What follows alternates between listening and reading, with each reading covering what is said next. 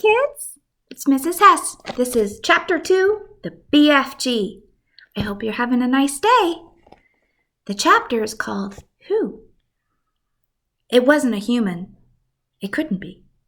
It was 4 times as tall as the tallest human. It was so tall, its head was higher than the upstairs windows of the houses. Sophie opened her mouth to scream, but no sound came out. Her throat, like her whole body, was frozen with fright. This was the witching hour, all right. The tall black figure was coming her way. It was keeping very close to the houses across the street, hiding in the shadowy places where there was no moonlight. On and on it came, nearer and nearer. But it was moving in spurts. It would stop, then it would move on. Then it would stop again. But what on earth was it doing? Aha! Sophie could see now what it was up to. It was stopping in front of each house. It would stop and peer into the upstairs window of each house in the street. It actually had to bend down to peer into the upstairs windows. That's how tall it was. It would stop and peer in. Then it would slide on to the next house and stop again and peer in, and so all along the street. It was much closer now, and Sophie could see it more clearly. Looking at it carefully, she had decided it had to be some kind of person. Obviously, it was not a human, but it was definitely a person.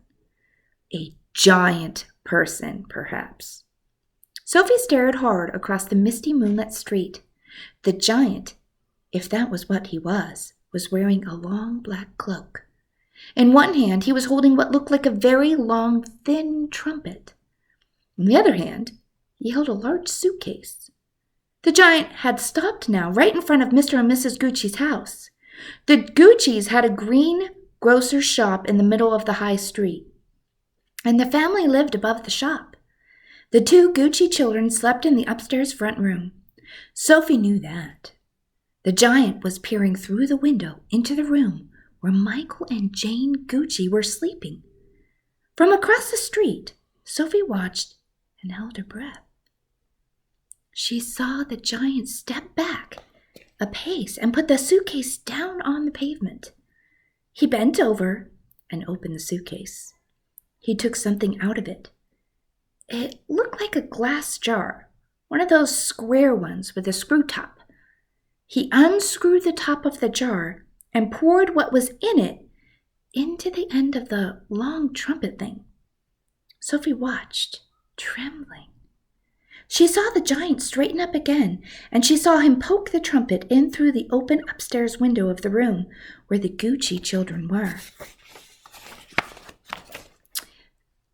She saw the giant take a deep breath, and woof! He blew through the trumpet. No noise came out, but it was obvious to Sophie that whatever had been in the jar had now been blown through the trumpet into the Gucci children's bedroom. What could it be? As the giant withdrew the trumpet from the window and bent down to pick up the suitcase, he happened to turn his head and glance across the street.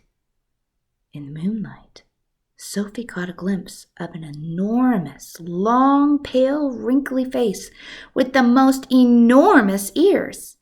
The nose was as sharp as a knife, and above the nose were 2 bright, flashing eyes, and the eyes were staring straight at Sophie. There was a fierce and devilish look about them. Sophie gave a yelp and pulled back from the window. She flew across the dormitory and jumped into her bed and hid under the blanket. There she crouched, still as a mouse and tingling all over.